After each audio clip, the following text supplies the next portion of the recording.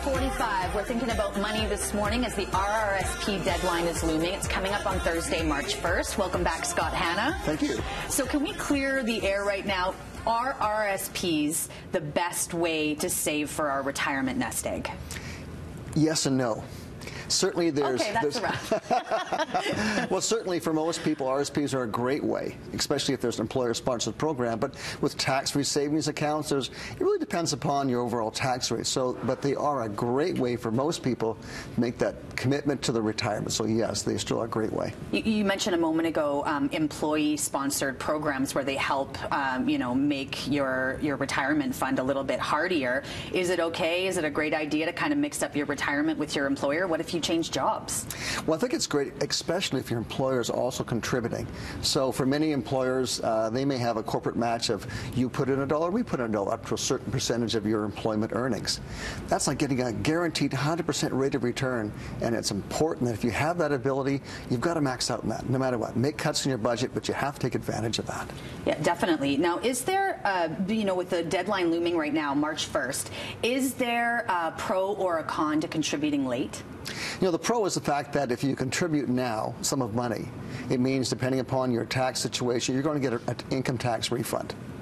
On the negative side, though, the con, the fact that you may be buying that investment at a very high point in time, and right now the markets are very high. So depending upon what you do, so many people just panic, I've got to get that money in right now, and they just park it and do nothing with it. Sure, they get the tax return, but they're not getting a real effective return on their money, as opposed to having a strategy of contributing every single month.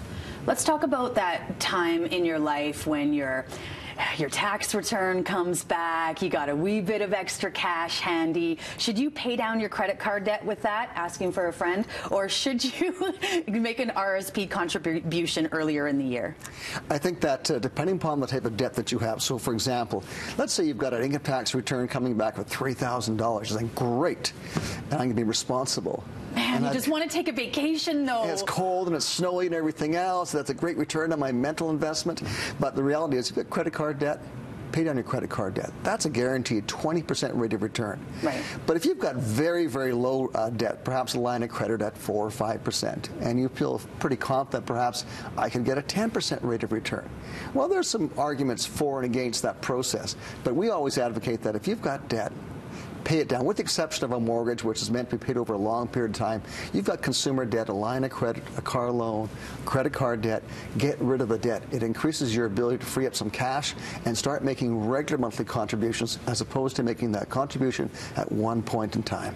So here's a bit of a twist on that then. So let's talk about how many people take on debt in order to make an RRSP contribution, and that would be by taking out a loan. Do you recommend that?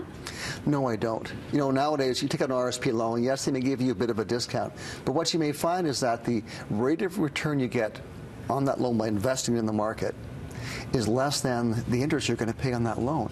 And what happens is you may spend the whole of next year paying back that loan, and now you find yourself back in the same trap again. You're in a cycle. You're in a cycle of taking out a sum of money, investing at one point in time. You may be at the high part of the market, which goes down.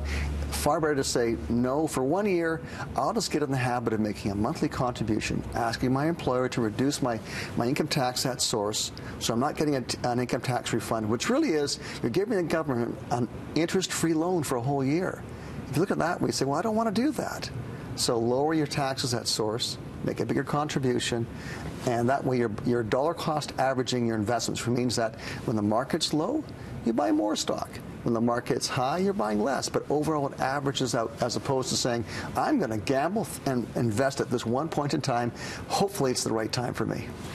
Really quickly, as we throw to break, I do want to mention this was kind of what it's like to have a financial advisor. People who have financial advisors can see a 4-time amount growth with their net worth over 15 years, correct? Yes. Yeah, I think that's a really powerful point if you can make a relationship work with a financial advisor. It is, and finding the right investor, because if you don't have the right advisor, you're not in sync with, you're not going to follow their advice. And so some people say, well, where do I go to get that? You can go to a website like BC Securities Commission and say, here's some questions to ask your advisor, see whether or not they sync up with you.